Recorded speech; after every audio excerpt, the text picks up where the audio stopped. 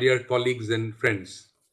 I welcome you all to the launch of the Cisco Agri Challenge in partnership with the Office of the Principal Scientific Advisor to the Government of India and with the Nudge Center for Social Innovation.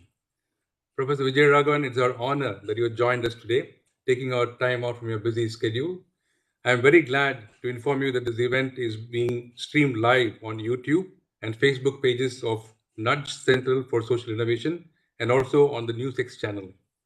It's a great privilege for us to launch this prestigious challenge today as we embark on a journey to identify solutions to one of the greatest challenges India faces, enhancing profitability of small-scale farmers. We all understand the magnitude of the challenge faced by our farmers today, which has been further aggravated by the pandemic. Through this challenge, we aim to inspire entrepreneurs to leverage digital solutions to not only bring ease of farming, harvest, and marketing to farmers, but also demonstrate the impact on profitability to small scale farms. Professor Vijay Raghavan, you may recall in the meeting we had with our global chairman and CEO, Chuck Robbins, in August this year, you had encouraged us to work on projects that have more local impact. To this, Chuck said, Cisco's new purpose statement is powering an inclusive future for all.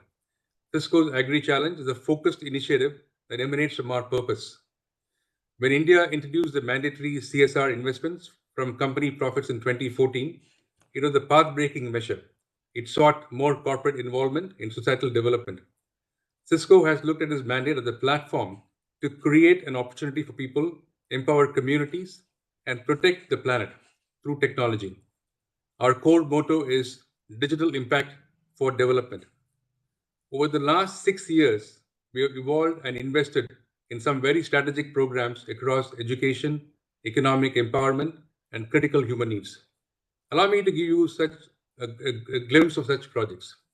In partnership with NASCOM Foundation, we have set up 6 IoT makerspaces called Cisco Thinkubators in universities for students to look at local level issues. This has resulted in over 300 ideas and 16 startups. We have helped organizations like Shikshana to create education modules that are so relevant to COVID-19 times and have been incorporated in the entire state of Karnataka.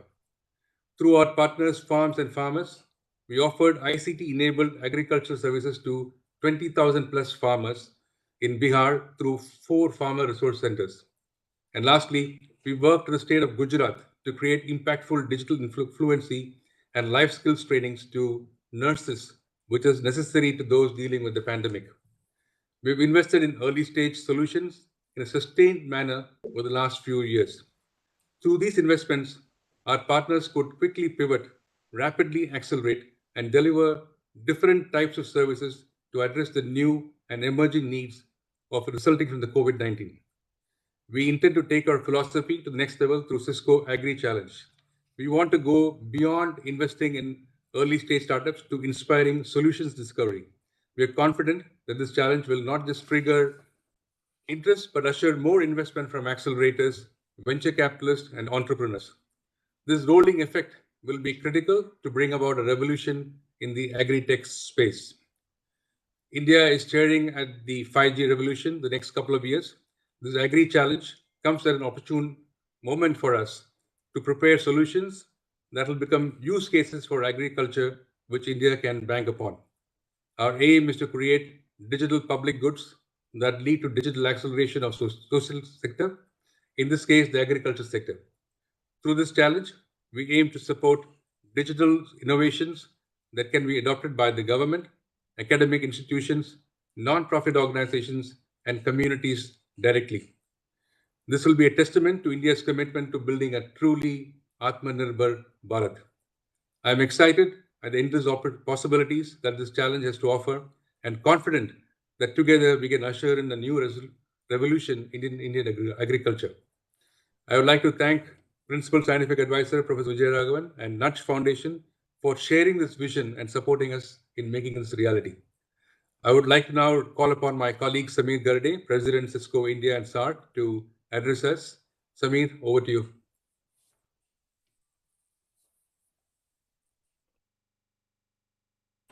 Samir, on mute. Sorry. Hey, thank you, Harish, and good morning to all, and good morning, Professor Raghavan. You've been an inspiration over the last 3 or 4 months since we met you, and I think Harish and the team have put together a very interesting program in conjunction with the Office of the Principal Scientific Advisor. So thank you for doing that. I'm going to spend a little bit of time on giving an overview of Cisco India's work with technology startups and specifically in the area of agri-tech. The past year has witnessed probably the most significant disruption of all time, a disruption that has probably forever transformed the way we engage with each other and with the world. And while this crisis has brought a bevy of challenges, it also serves as a reminder that human well-being takes precedence over everything else. And the time to act on this vision has never been better.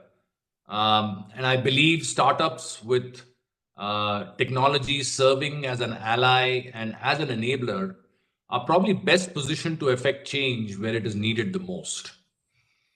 And one such area is agriculture. And India grapples with the twin challenges of low productivity and rapidly falling profitability. It has probably one of the lowest farmer incomes in the world at around $1,700 per farmer.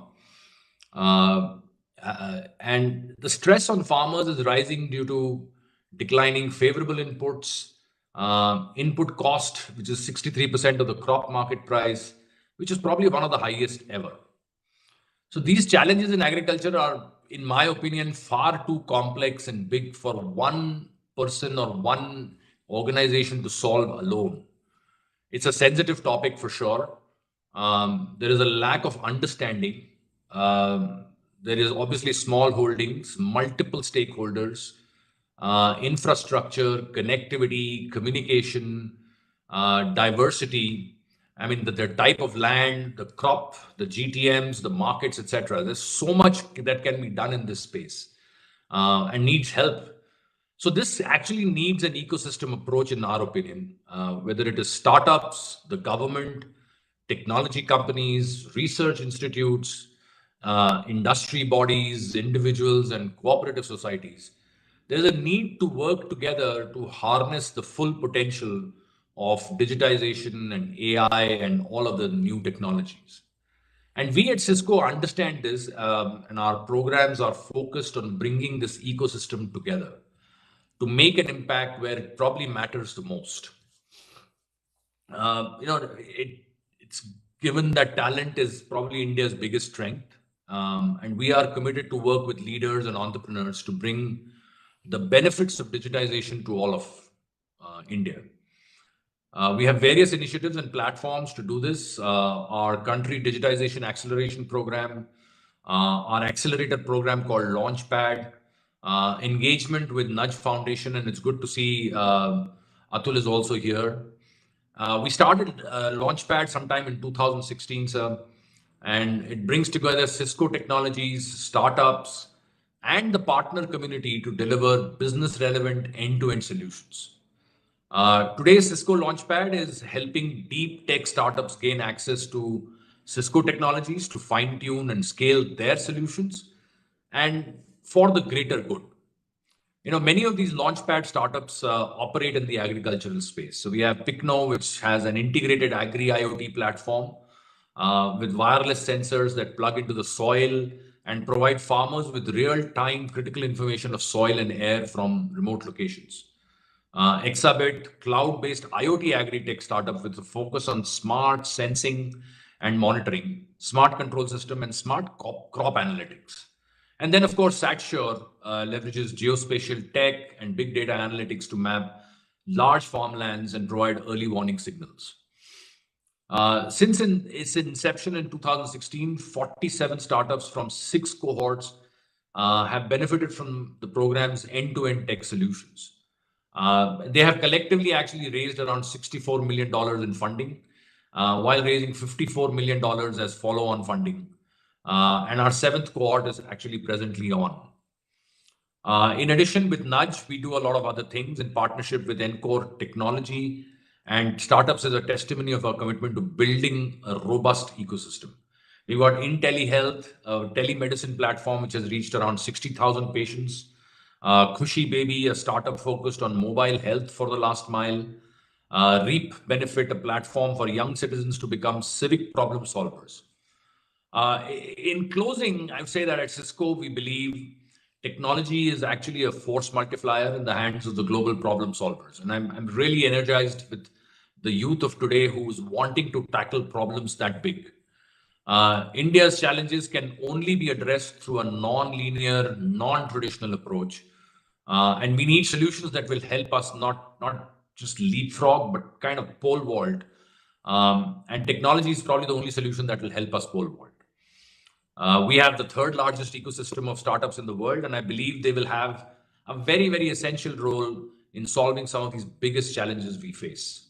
I am so glad to see all of us come together to solve the problems around productivity and profitability for our farmers, and excited to see where this leads us. Thank you so much. Thanks, Samir, for those words and also highlighting all the great work that is being done in this sector by us and also with our partners. That brings us to one of our partners that we are very proud to be associated with. It's Nudge Foundation. And Atul, welcome to the program. I would like you to, we've been working together for the last 5 years and done a lot of great work. And we're very excited that we're going to embark on this new project with you. So I would now request Atul to give us an overview of the Agri Challenge program that we have about to embark. Over to you, Atul. Thanks, Harish, and thanks, Samir. Let me quickly start by giving a small background to the Nudge.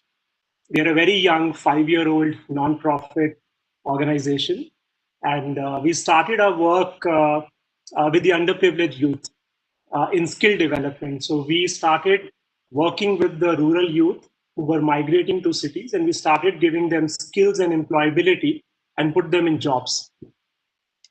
Over the last 5 years, we have skilled more than tens of thousands of youth and put them in jobs around entry-level blue-collar, electrician, plumbing, driving, beauty, and also service sector jobs in retail, hospitality, and things like that. As the largeness of India's development challenges dawned on us, as we internalized that, we started looking at how do we get a lot of talent in the country that Samir also spoke about, is a huge asset, to actually move to the development sector and work on the challenges that we all face. And we started a non-profit incubator 4 years back, which now has evolved into a non-profit launchpad incubator and an accelerator. And in the last 3.5, 4 years since we have been working in that, we have graduated about 70 organizations from there, all non-profits. They have gone on to raise more than 12 times the money that we invested in them, collectively impacting more than 8 million lives across the country. And all that has happened with partners like Cisco, believing in that journey to actually invest in talent in the country. Our rural development work is relatively nascent. About 2.5 years back, we started working in the rural communities, starting from Jharkhand. And we work in 3 districts in Jharkhand. We take the landless workers, small and marginal farmers, communities that are tribal, particularly vulnerable tribal groups, PVTGs as they're called. So we bring them into the program, and over a period of 3 years, we try to graduate them out of extreme poverty. We do this by giving them consumption support. We work with them and build their livelihoods in this journey. And over a period of time, we are able to take them sustainably at a point where they are fully enabled to lead their lives with dignity and sufficiency of needs. This year with COVID, everything changed. We have not seen times like this. And spending time in communities, we realized that as the families, distressed migrants from these communities were coming back, we realized how vulnerable they were. For them, it was not just a loss of life and livelihood, it was also a loss and impact on their health outcomes, education, and many other things. As an organization, we decided that we should very quickly expand our focus from what we were doing with these communities in Jharkhand to also start working with the largest state and the largest out-migration state in UP. We started a project a few months back in UP, looking at about 5 lakh people working in the rural and farming communities, about 25 lakh people, to build their livelihoods and actually impact in 4 areas. One is getting them the consumption support they need by getting them into entitlements and government schemes that government is bringing forward to support rural communities and migrants, working on their income growth, asset increase, as well as building some resilience through health insurance and things like that. It's a very large initiative happening in UP in 7 districts, starting from Lucknow, and we'll work on this for the next 3 to 5 years. So while we are doing our own grassroots work in rural communities, the challenge is that, Mahatma Gandhi said, India lives in villages. And it is true even today. 65% of India is still living in rural communities. And rural communities are not what we think they are, right? They look romantic in Bollywood movies and nice sort of tourism destinations. The reality is that 86% of India's farmers own land which is less than 2 hectares. And when you own a land parcel that is less than 2 hectares, it is very difficult to make farming viable for the family. Your input cost is very high. You don't have price negotiating power at the end. Farm inputs are expensive, information is expensive, mechanization is difficult. So it's a very, very difficult life as a small farmer in a rural community in India. While agriculture as a sector has grown a lot, the income of the farmers has not grown with that. Imagine a very thriving IT industry with poor engineers. It is very difficult to even imagine that, right? How can you have a sector which is good, but the core producer of the sector which is not living a decent life? That is what's happening in agri. Which is why we see there are more than 25,000 farmer suicides happening in India every year, even today. Less than 15% of our farmers want their kids to be in farming. And that has to change. We cannot have a thriving agriculture sector with poor farmers and farmer suicides happening. So there is a lot to be done here. The good news, however, is that we are at a stage in our country's journey that this is very much possible. India has the cheapest mobile data in the world, a very rapidly growing mobile penetration. We have a large number of technologists, engineers, innovators. And in the last 10 years, we have seen insanely large amount of activity in our entrepreneurial ecosystem. So India's entrepreneurial energy is also on the table now. And all this is possible because you also have capital available in India today, which was never there to the scale that it is today. And a good portion of that is also patience capital that can actually wait for viable solutions that can scale over time. So it's a very good time. What is also true is that India's agri-tech sector is already the second largest in the world. Last year, we saw about $3.5 billion in agri-tech investments worldwide. India was the second largest after US at about $300-400 million. In services and manufacturing, India is 11th and 12th. So we're already the world's second largest agri-tech investment country. It is a very good starting point. Now, in agri-tech, there are opportunities and investments happening everywhere. If you look at the opportunities that we have as a country in the farming value chain, starting from pre-sowing, where there is a huge opportunity on better farm inputs, farmer inputs on whether it is on weather, on soil, on crop, and there are organizations working in that area, to actually figuring out input marketplaces. There is AgroStar working in that domain, doing amazing work, and they've scaled really well as well. There is also work to be done on mechanization of farm, even for small and marginal farmers. Because of technologies and scale of solutions like Uber, there are farm rental companies that are actually lending farming equipment, mechanization equipment to small farmers. Either it is being taken from bigger farmers to rent to smaller farmers, or the farm implement mechanization banks are coming from companies like Escorts that are making it possible. There is EM3 working in this domain, aggregating land and improving farm mechanization for small farmers. A lot of work to be done in pre-sowing. Even if you look at in the farm services and opportunities, there is opportunities for better sowing, better harvesting. There is work that is happening on crop inputs and working with the farmers on doing better. Cropin as an organization, as a startup, is doing great work there. And there is also automation of many farming activities that is possible. At the farm gate and post-harvesting also, there is very large amount of activity that is possible, and it is already starting to see a lot of investments in that space. You have output marketplaces coming in. You have Ninja Cart, Big Basket, and many others working on aggregating, taking produce from a lot of farmers and giving them better prices that they can get otherwise. There is also primary and secondary processing possible at the farm gate.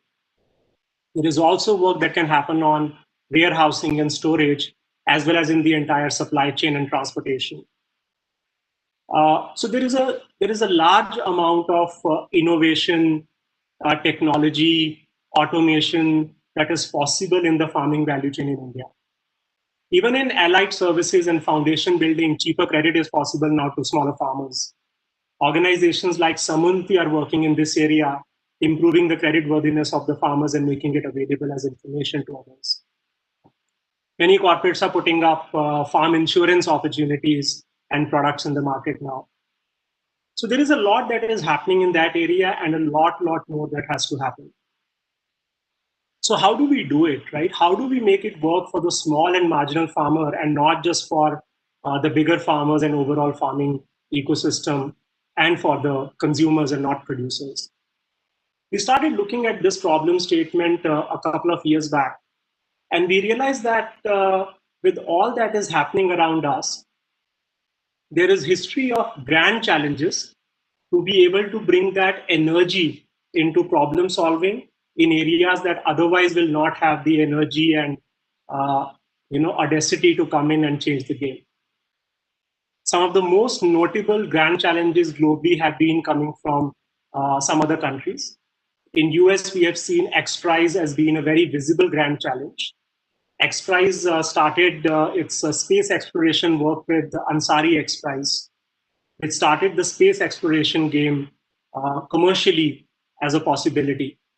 We saw the Google Lunar XPRIZE come very soon after that. And we saw Team Indus come out of Bangalore with a very audacious game to put a solar lunar mission, right, from India. And that's been very inspiring for us. We also looked at similar challenges coming from universities in many other countries and foundations. And we felt that given where we are as a country, given where technology is, given where the talent is, by actually throwing a challenge, not for agriculture and not for the consumer, but for the producer, we can actually bring a lot of energy into it. Grand challenges bring talent, capital, but they also put a spotlight on the problem area that otherwise may not get the attention. So it's a very opportune time. We are very, very excited to leverage grand challenges as an opportunity, as a vehicle, to actually invite the talent across the country to come forward and think about the small and marginal farmer first, create a viable solution which can actually impact the lives of more than 10 million people. So super happy to be partnering with Cisco on this. They have been early believers in a lot of crazy ideas in our journey and investing together to make things happen. So I want to start by thanking Cisco in believing in this and partnering in this journey. Very happy to echo what Harish said and launching the Cisco Agri Challenge. The challenge will run for, starting now, the challenge will run from now to the Feb of 2022. The winners will be announced in 1 year from now. Over this period, we invite the engineers, the technologists, the entrepreneurs to come forward and give us and give the country and give the farmers 1.5 years of their life and create something that we as a nation can be proud of 1.5 years from now. We expect in this 1.5 years to make progress that otherwise is not possible even in 5 years.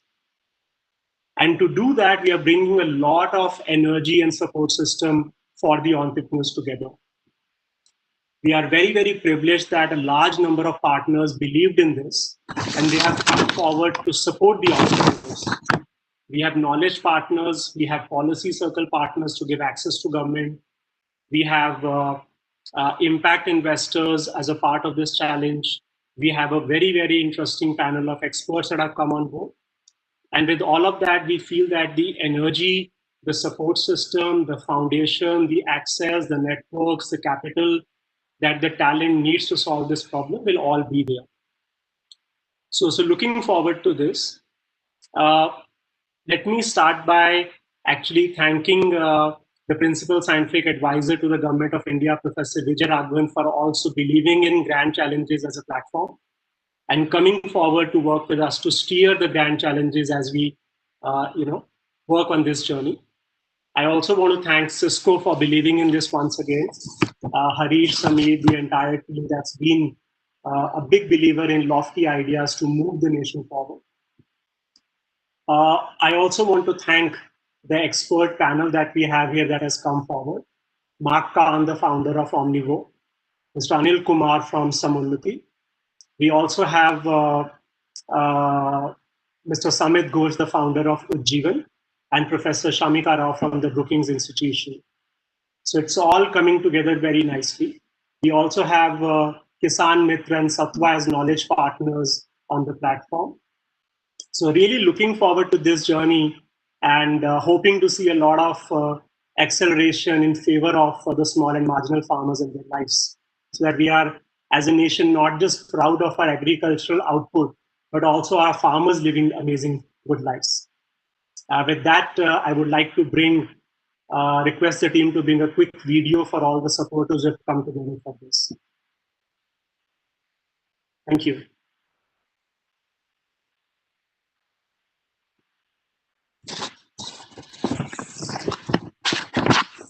Technology plays a very critical role in solving many of the real life problems. Technology also enables scaling of the solution. Over the past few years, Cisco engineering volunteers have engaged with the Encore Technology Incubator in helping many of the startups. The help has ranged from product definition, product development, and product validation. Some of the volunteers have even continued engaging with the startups as the startups have scaled the solution. The engineering team is very excited to be part of the Agri Challenge. This is a very important problem for the nation. The engineering team will lend their technical expertise to the startups. I am hoping we'll see some, fundamentally innovative solutions come out for solving some of the problems faced by agriculture. Thank you. Hello, I'm Samit Ghosh, founder of Ujjivan Small Finance Bank.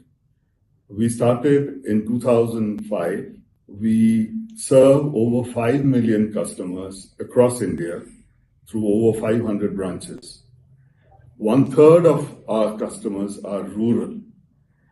And I'm very excited with the Cisco Agri Challenge, which is being launched, because it's been a long time since there has been some excitement in the agri area.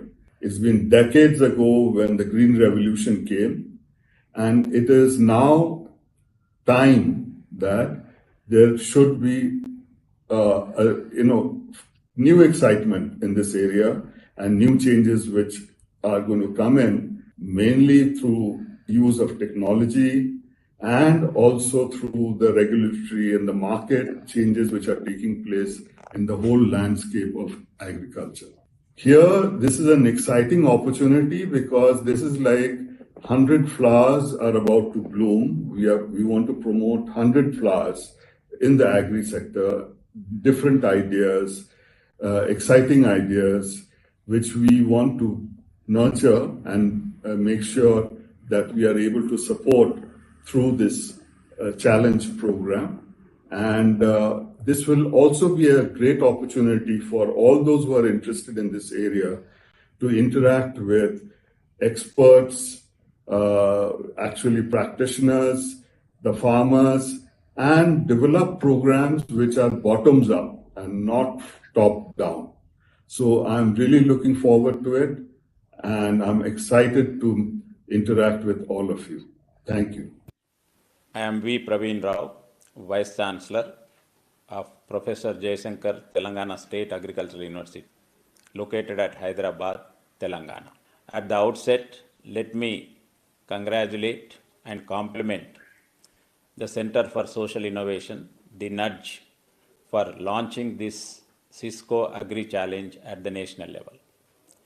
PJTSAU, with its vision and mission, caters to the needs of the farming community at the rural level and has a network of KVKs, research stations, and colleges, and a robust research, extension, and education system. We, as agri professionals, in these challenging times, realize the need for a collective action through transdisciplinary approach to cater to the needs of the rural community. The AG Hub incubator located at PJTSAU has been established with a specific mission to cater to the needs of the 2-tier and 3-tier cities. In my opinion, to the best of my knowledge, this is the only AG Hub foundation in the country which is catering to the needs of the 2-tier and 3-tier cities. That way, we feel that we can build an sustainable entrepreneurial ecosystem at hyperlocal, regional, and state level, and able to cater to the needs of young brains to find solutions to the problems faced by the rural community, adopting a bottom-to-top approach. This challenge, I believe, that is one step to capture such innovations of young brains and help their ideas to get deployed at the needed level in a concerted and cohesive approach. As an immersion partner in this important event, PJTSAU will be happy to offer its Research Farmer Connect to young startups and catalyze each one's journey in piloting their innovation at real farm level and translate that into a go-to-market stage. Along with my team, I welcome young startups and commit to be part of this important agri challenge. My best wishes to all prospective contestants and look forward to meeting you soon.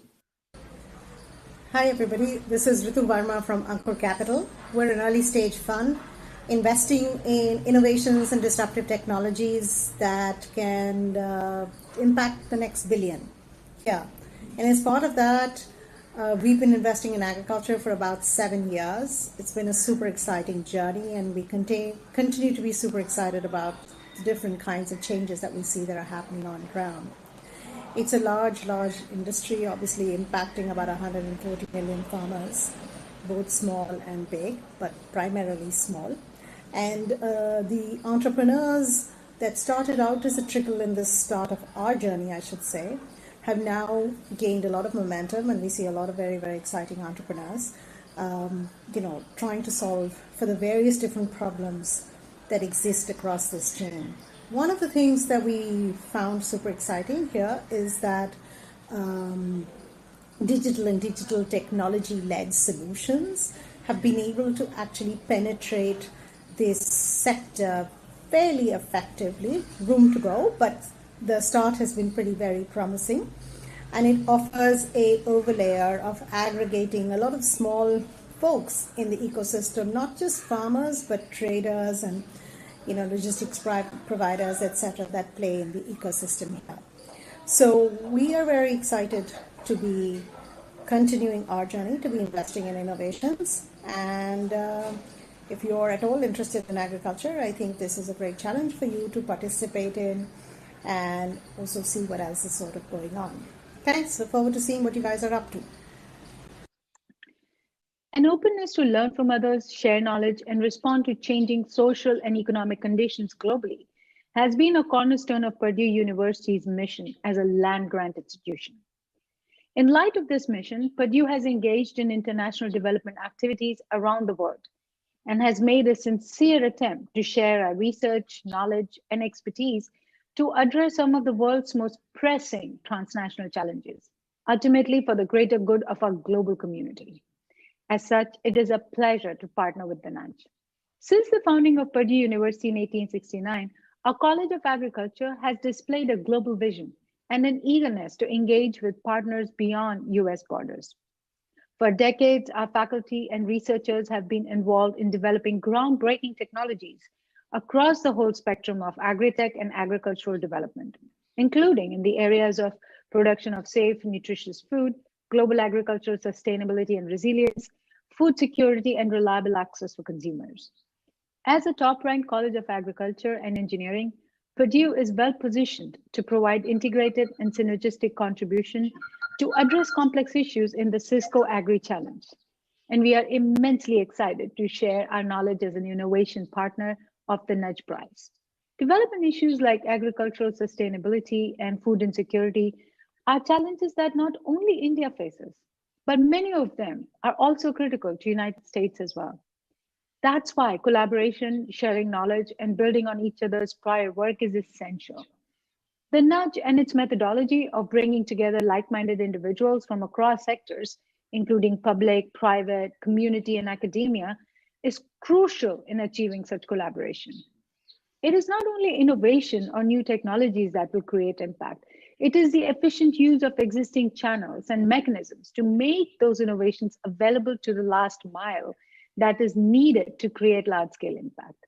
And that is the key reason why cross-sector collaborations are crucial. I encourage all contestants to utilize this unique opportunity to share your ideas with the larger community and to utilize the accumulated knowledge and experience in the area to build sustainable solutions for large-scale impact, not only across India, but across the world. Hi, this is Professor Venkatesh Panchmakesan from IIM Bangalore. On behalf of IIMB's Incubation Hub NSR Cell, I'm truly delighted to be part of this monumental effort by Cisco and Nudge Foundation to unearth innovative ideas that can impact millions of farmers and also entrepreneurs who can convert these ideas to reality. As we all know, we have seen much of the explosion in the entrepreneurial space in India has been focused on the urban Indian. Unfortunately, that's not enough if you want to be a $5 trillion economy. We need to focus on the challenges for Bharat and especially for farmers who have to deal with just not only the man-made challenges, but they also have to deal with challenges of nature. NSR Cell over its 20 years has had the fortune of working with entrepreneurs and ideas in this space. But I can tell you that our efforts, along with the efforts of several others in this space, is just a drop in the bucket. And what we need is a contest like this. We need people who can set audacious goals and also people who have the passion to execute them. On behalf of NSR Cell, I want to tell you that we are committed to make you succeed, and I look forward to working with several of you. So welcome again and good luck.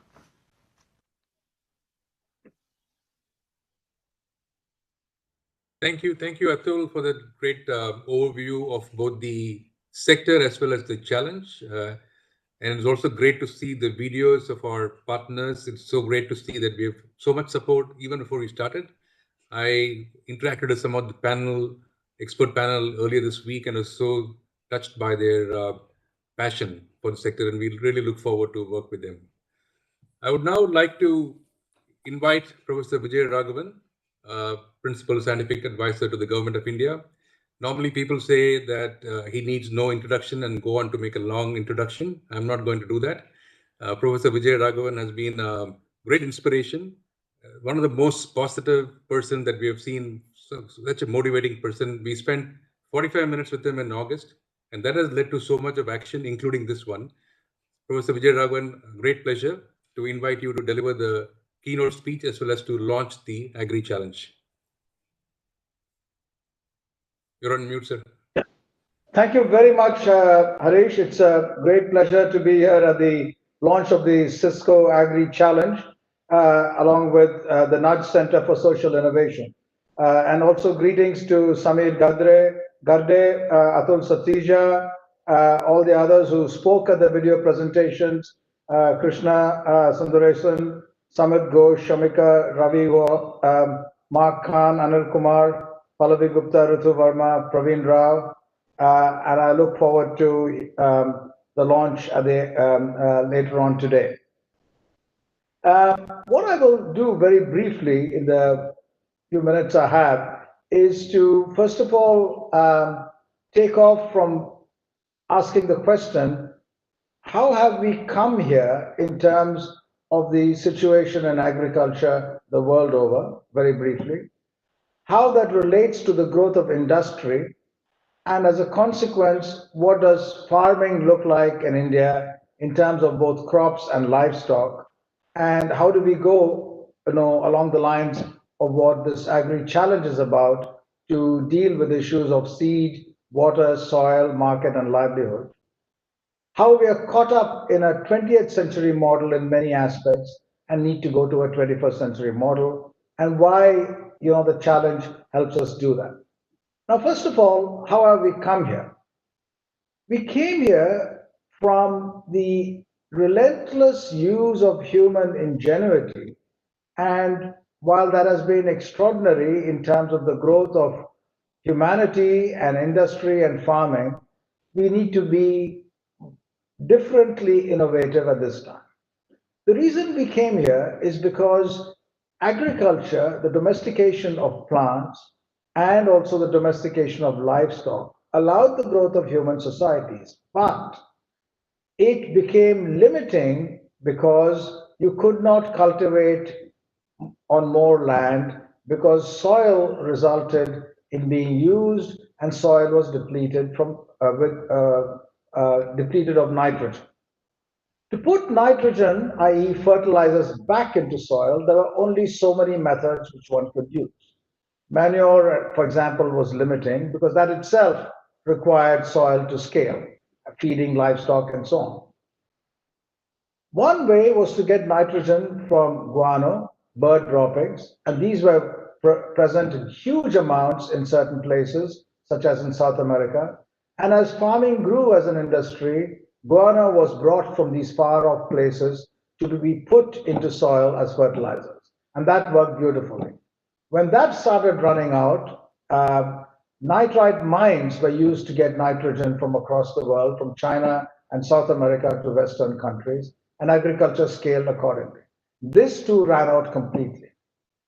Before the First World War, the invention of the Haber-Bosch process allowed the extraction of nitrogen from the atmosphere, converting that to ammonia, and this completely changed agriculture. Fertilizers were made with ammonia, and that allowed a relentless growth of agriculture as also other technologies.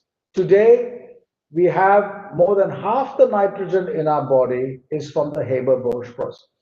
So technology completely transformed agriculture in the early 20th century. Now, there was another demand on agriculture, and that was that over biological time, plants and insects have grown together. Insects both are necessary for the propagation of plants, but insects also attack plants. Now, to prevent the attack of insects on plants and to allow the scaling of agriculture, pesticides were another invention of technology. So the use of fertilizers and pesticides, and then the use of unlimited water allowed the growth of agriculture into a major global industry. And this is absolutely transformative the world over. Now, the minus side of this is that small farming, the diversity of food we eat, all of that started going down globally. It hasn't, farming on small land holdings hasn't gone down in India, but there are substantial land holdings in India, and there are large areas of India where farming deals with unlimited water, unlimited supply of electricity, use of fertilizers and pesticides. Now remember, what science can do is the following, and this is very simple. If you tell scientists, here are your boundary conditions, no shortage of water, no shortage of pesticides, no shortage of electricity, increase yield, they'll do that. If you now tell scientists, water is limiting, pesticides should be reduced, fertilizer should be reduced, land use should be optimal, they will do that. You can get reasonable yielding varieties of any plant if you set the boundary conditions and look at genetics and breeding as a way to develop new varieties. Now, this is something which has started happening, but will not scale easily because of the presence of huge industry already present, which are using and managing crops in a certain manner. So the transition is needed, and this is true of any big product. When new kinds of varieties come in, they don't scale because the big ones already in the market don't see a value in this growth. Now let us go into the current situation in terms of our holdings. While we constantly point out correctly that our holdings are small, increasing the size of our holdings alone, along the old 20th century model, will not suffice for all the reasons I've already mentioned. So whether holdings grow bigger or smaller is an economic aspect, but we must be prepared for a sustainable future for agriculture, sustainable in terms of the land and in terms of the environment. Remember that cultivation of many crops such as rice is a major contributor to greenhouse gases. Livestock is a major contributor to greenhouse gases. So all these issues need to be addressed, and they're complex. Till the 20th century's end, we had the luxury of growth and development and order at the cost of other societies where we got cheap labor or cheap resources, or of the planet where we release greenhouse gases or damage the environment. In the 21st century, we have no alternative. We have to look at sustainable development, look at the environment, and look at the emissions which affect climate change. And we can do that through technology. Now, what are the kinds of technologies which can do this? Now, first of all, there are these parameters which a farmer looks at: soil, water, market, and livelihood, and seed. All these need to be optimal for every farmer. And they need to be optimal at every farmer today, given the size of the holdings. And it is all very well to say, on a large scale, that this is what needs to be done in terms of your soil, your fertilizer, your market, and so on. But those farmers, largely, family structures where the woman puts in a huge amount of work, needs to be able to make these decisions. Now, there are a swathe of technologies which measure these, give you quality seed, tell you where you can get them from, look at the soil, look at the livelihood context. The market is a big determinant, which is, we can see the ongoing dilemmas which are happening in the news today. But the market is the major factor. If the farmer is able to access market with all these decision making, and there are aggregation technologies available, then no matter whether the holding is small or large, the farmer can make profit. And the dairy industry in certain parts of India is an example of how this can take place. And even there, better technology needs to go. So let's now ask, how then in this situation, what can we do? We have seen over the last few years the dramatic growth of the startup industry. On the positive side, they have grown on the periphery of our technology institutions, and they have scaled to national and global acclaim. On the matter of concern is that they've all grown in a manner where they've accessed routes to growth which are already available, but we have not sufficiently opened up routes to growth in other areas which are socially and of economic importance. In other words, e-commerce is an area for their relatively easier growth. Service sector is an area for the relatively easy growth. Tech in the areas of drones or AI and so on are becoming more available in the urban sector for areas of growth. We should therefore change our structures and our relationships between academia, industry, and startups to allow farm areas to become a big sector.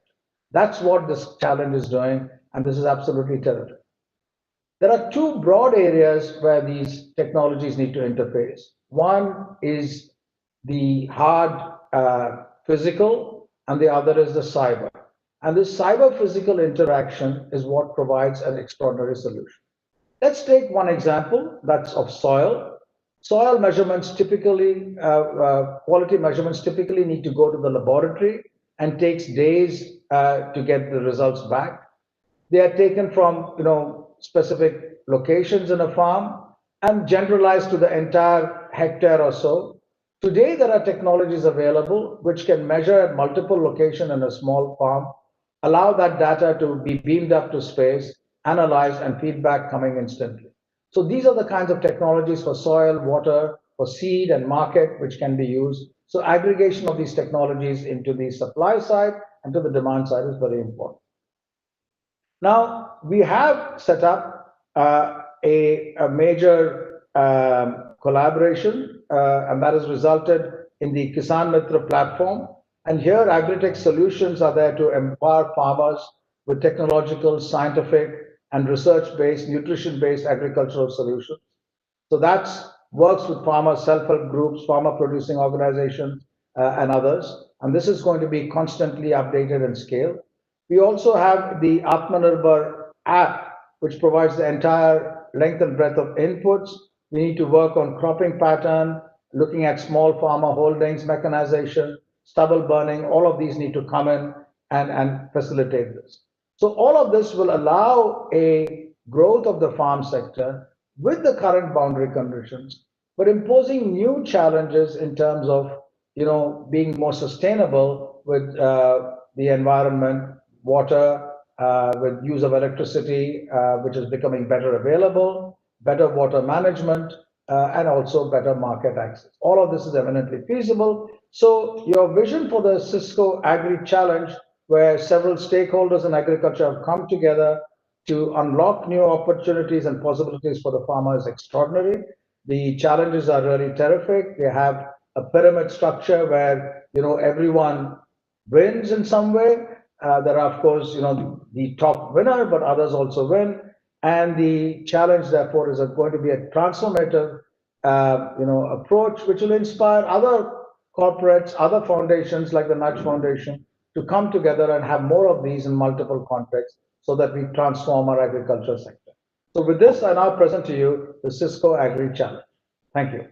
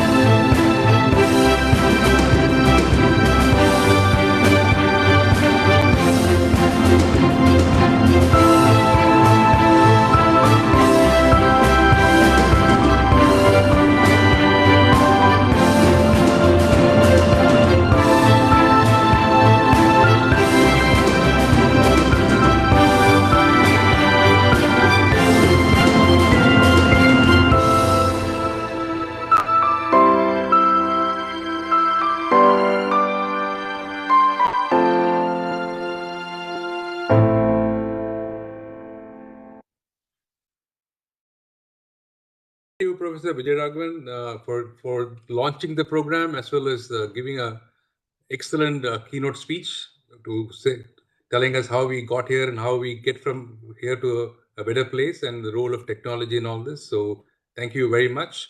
I would like to conclude by thanking all the key players who have contributed to this. I would like to thank Samir, Atul, Krishna. It takes a village to put a program like this together. So I would like to thank the Nudge team. I would like to specifically call out Sudha, From our own team, Naintara, who's been the key person who's anchoring this. So it has been a great pleasure, and we look forward to this Agri Challenge really making a big transformation in the agriculture space. I would like to once again thank you all, and with this, we come to the conclusion of this program. Thank you very much.